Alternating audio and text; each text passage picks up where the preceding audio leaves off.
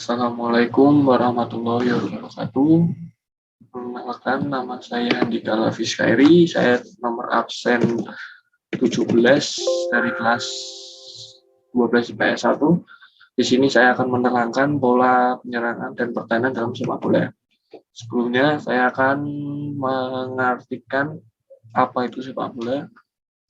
Sepak bola adalah permainan yang dilakukan oleh kedua tim berbeda dengan komposisi pemain yang berada di lapangan sebanyak 11 orang, di mana masing-masing tim tersebut berupaya untuk menangkan dan mencetak gol ke gawang lawan.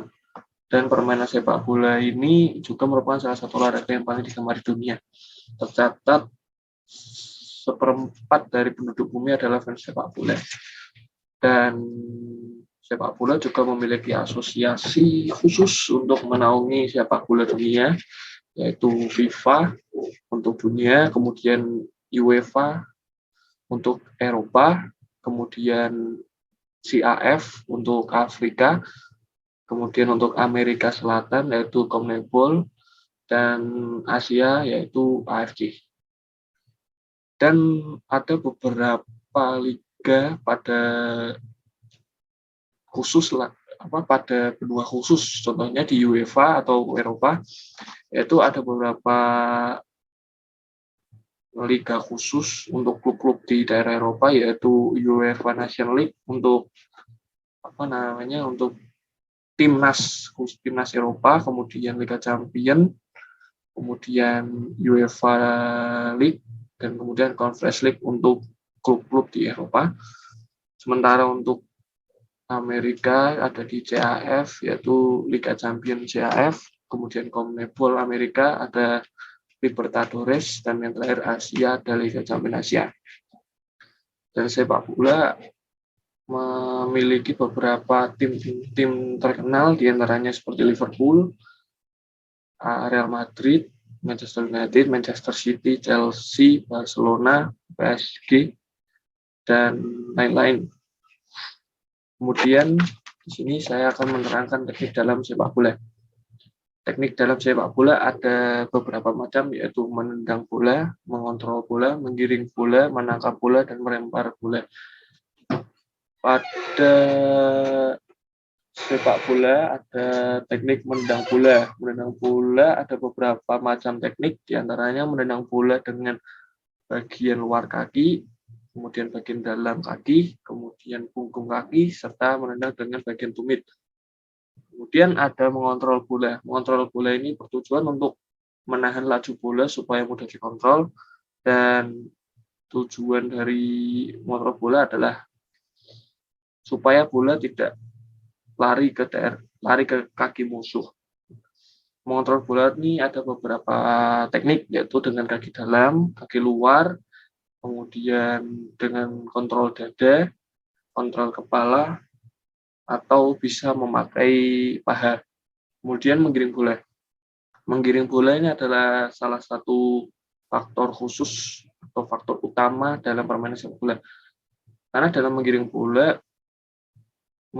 bola ini dapat mempermudah kita untuk menuju ke area gawang melawan, sehingga memudahkan kita untuk mencetak gol.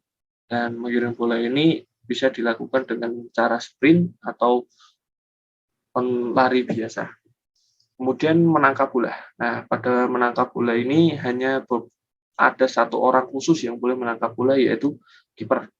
Karena kiper tujuannya yaitu menangkap bola supaya bola tidak masuk ke dalam gawang, dan kemudian ada melempar bola. Melempar bola ini boleh dilakukan oleh pemain yang di luar kotak penalti ketika terjadi lemparan ke dalam.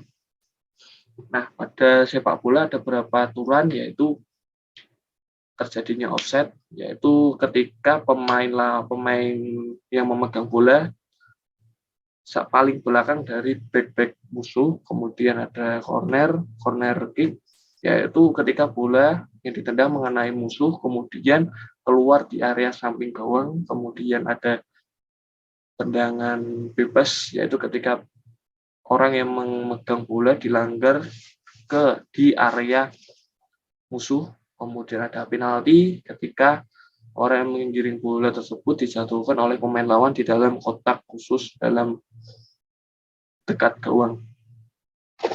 Kemudian pola penyerangan.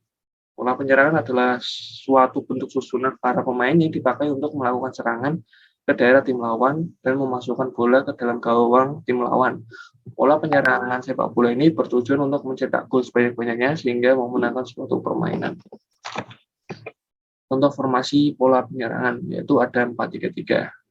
Pola 4-3-3 ini merupakan formasi yang terdiri dari 4 back, 3 pemain tengah, biasanya memakai 3 central midfielder yang bersamaan, kemudian 3 penyerang yang memiliki peran khusus yaitu antara striker tengah, penyerang sayap, dan penyerang sayap kanan dan penyerang sayap kiri.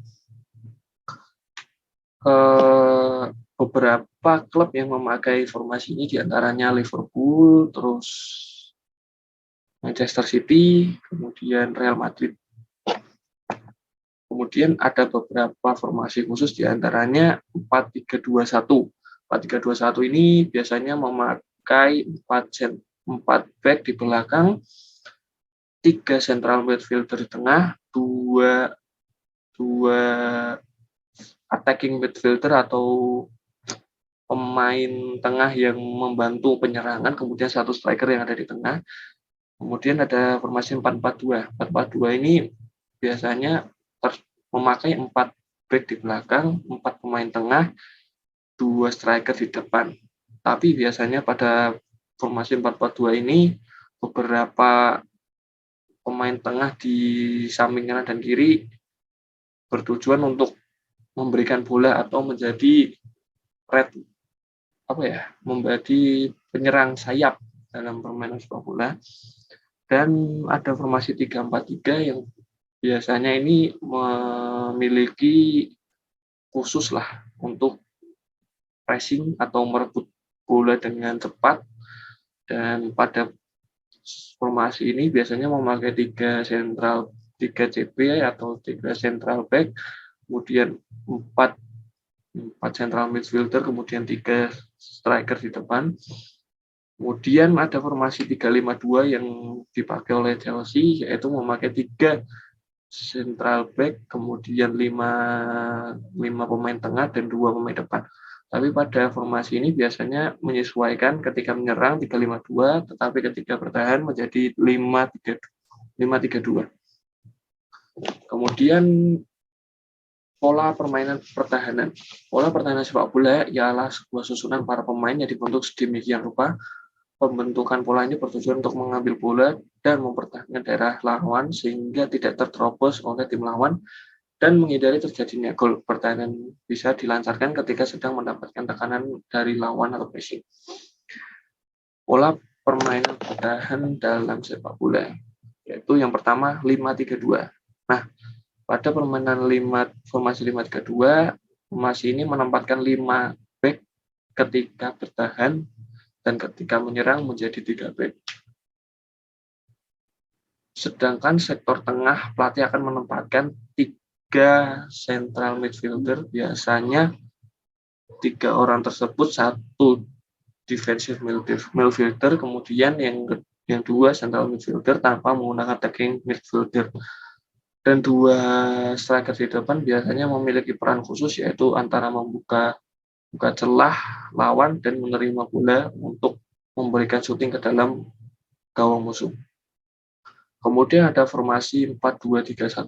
Pada 4-2-3-1 ini biasanya para klub menempatkan 4 back di belakang, 2 defensive midfielder atau pemain tengah yang membantu pertahanan di belakang, kemudian 3